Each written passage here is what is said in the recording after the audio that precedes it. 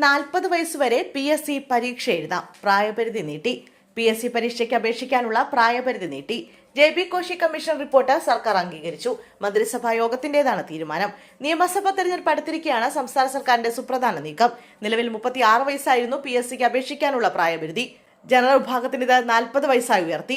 SC/ST വിഭാഗത്തിന് 45 വയസ്സായും OBC വിഭാഗത്തിന് 43 വയസ്സുമായാണ് ഉയർത്തിയത്.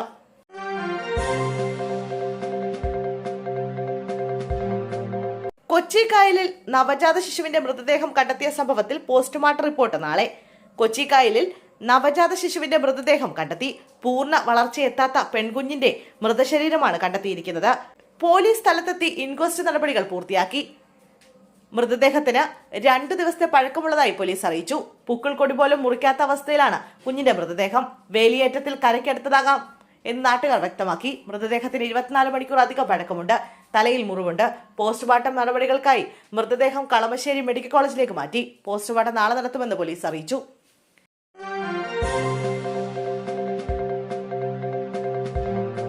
ഭരണപക്ഷ MLA ആയാൽ ഇങ്ങനെ വേണം. പരിഹാസവുമായി PC ജോർജ്.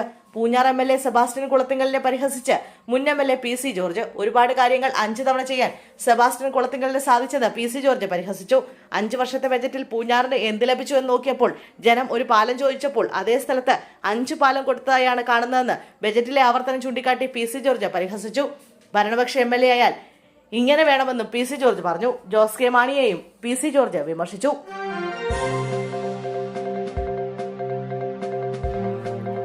സ്വർണ്ണക്കൊള്ളയിൽ വീണ്ടും സുപ്രീംകോടതി വിമർശനം. ശബരിമലയിൽ ഇനി ബാക്കി എന്തെങ്കിലും ഉണ്ടോ എന്ന് സുപ്രീംകോടതി.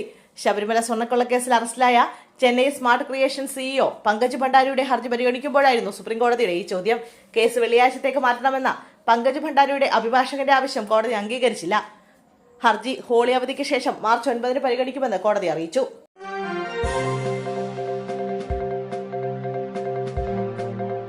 ബാങ്കിന്റെ സ്ട്രോങ് റൂമിനുള്ളിൽ കയറിക്കൂടിയ മൂർഖൻ പാമ്പ് ജീവനക്കാരെയും ഇടപാടുകാരെയും ഒരുപോലെ മുൾമുനയിലാക്കി. പെരിഞ്ഞനം സർവീസ് സഹകരണ ബാങ്കിന്റെ ഓണംപറമ്പ് ബ്രാഞ്ചിലാണ് സംഭവം. തിങ്കളാഴ്ച രാവിലെ ബാങ്ക് പ്രവർത്തനം ആരംഭിച്ച ശേഷമാണ് സംഭവം പുറത്തറിയുന്നത്. സ്ട്രോങ് റൂമിനുള്ളിൽ നിന്നും അസാധാരണമായ ശബ്ദം കേട്ടതിനെ തുടർന്ന് ജീവനക്കാർ ജാഗ്രത പാലിച്ചു. സംശയം തോന്നിയ ജീവനക്കാർ CCTV ദൃശ്യങ്ങൾ പരിശോധിച്ചപ്പോഴാണ് മൂർഖൻ പാമ്പ് മുറിക്കുള്ളിലൂടെ ഇഴഞ്ഞു നടക്കുന്നത് കണ്ടത്.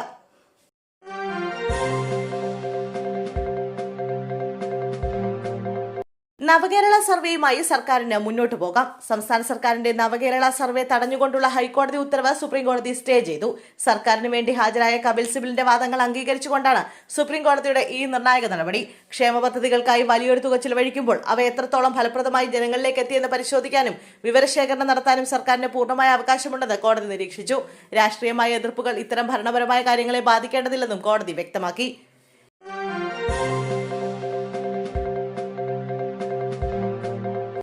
കായംകുളത്ത് നവജാത ശിശു മരിച്ചു. സ്വകാര്യ ആശുപത്രിക്കെതിരെ ചികിത്സാ പിഴവ് ആരോപണം. കായംകുളം മെഡിക്കൽ ട്രസ്റ്റ് ആശുപത്രിക്കെതിരെ ചികിത്സാ പിഴവ് ആരോപിച്ച് നവജാത ശിശുവിന്റെ കുടുംബ രംഗത്ത്. അജീഷ് അതുല്യ ദമ്പതികളുടെ കുഞ്ഞാണ് മരിച്ചത്. ഇന്നലെ ഉച്ചയോടെയാണ് മെഡിക്കൽ ട്രസ്റ്റ് ആശുപത്രിയിൽ അതുല്യ കുഞ്ഞിന് ജന്മം നൽകിയത്. എന്നാൽ കുഞ്ഞിന്റെ ഹൃദയമിടിപ്പ് കുറവാണെന്നും വിദഗ്ധ ചികിത്സ ആവശ്യമാണെന്നും അറിയിച്ച അധികൃതർ കുഞ്ഞിനെ വണ്ടാനം മെഡിക്കൽ കോളേജിലേക്ക് മാറ്റാൻ നിർദ്ദേശിച്ചു. മെഡിക്കൽ കോളേജിൽ എത്തും മുമ്പേ കുഞ്ഞ് മരണപ്പെടുകയായിരുന്നു.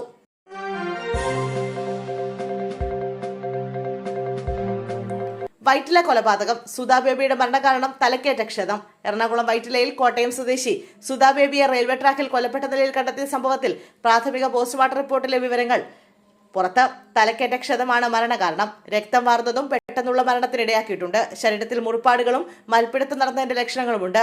പ്രതി പൊന്നുരുണ്ണി സ്വദേശി ഷാജിയുടെ അറസ്റ്റ് ഉടൻ രേഖപ്പെടുത്തും. കൊലപാതകത്തിന് മണിക്കൂറുകൾക്ക് ശേഷം തന്നെ പ്രതിയെ പോലീസ് പിടികൂടുകയായിരുന്നു.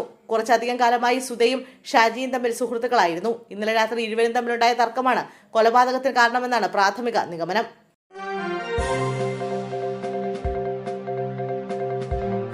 കേരള സ്റ്റോറി 2 ടീസർ പിൻവലിക്കും. നിർമ്മാതാക്കൾ ഹൈക്കോടതിയിൽ.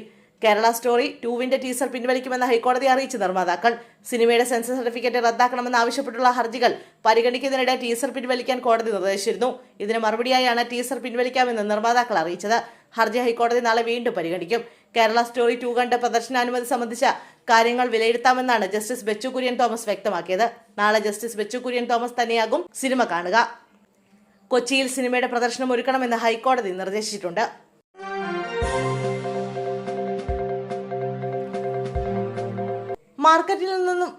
മാർക്കറ്റിൽ നിന്ന് വാങ്ങിയ മീനിൽ ജീവനുള്ള പുഴുക്കൾ. തിരുവനന്തപുരം പോത്തൻകോട് മാർക്കറ്റിൽ നിന്ന് വാങ്ങിയ മത്സ്യത്തിൽ ജീവനുള്ള പുഴുക്കൾ എന്ന് പരാതി. പോത്തൻകോട് മേലേവിള സ്വദേശിനി ദിവ്യ പോലീസിൽ പരാതി നൽകി. പോത്തൻകോട് മാർക്കറ്റിൽ നിന്ന് വാങ്ങിയ ചൂരയിലാണ് പുഴുവിനെ കണ്ടത്. പഞ്ചായത്തിന്റെ നേതൃത്വത്തിൽ മത്സ്യ മാർക്കറ്റിൽ പരിശോധന നടത്തി. ബാക്കിയുള്ള മത്സ്യം വിൽപ്പന നടത്തരുതെന്ന് നിർദ്ദേശം നൽകി. വീട്ടിലേക്ക് വാങ്ങിക്കൊണ്ടുപോയ മത്സ്യത്തിലാണ് പുഴുവിനെ കണ്ടെത്തിയത്. ആയിരക്കണക്കിന് പുഴുക്കൾ ഉണ്ടായിരുന്നു. പുഴുവല്ല, വിര എന്നാണ് മാർക്കറ്റിലെ വിൽപ്പനക്കാർ പറയുന്നതെന്നും യുവതി ആരോപിച്ചു. പുഴുവാണോ എന്ന് സ്ഥിരീകരിക്കാനായി ആരോഗ്യവകുപ്പ് ലാബിൽ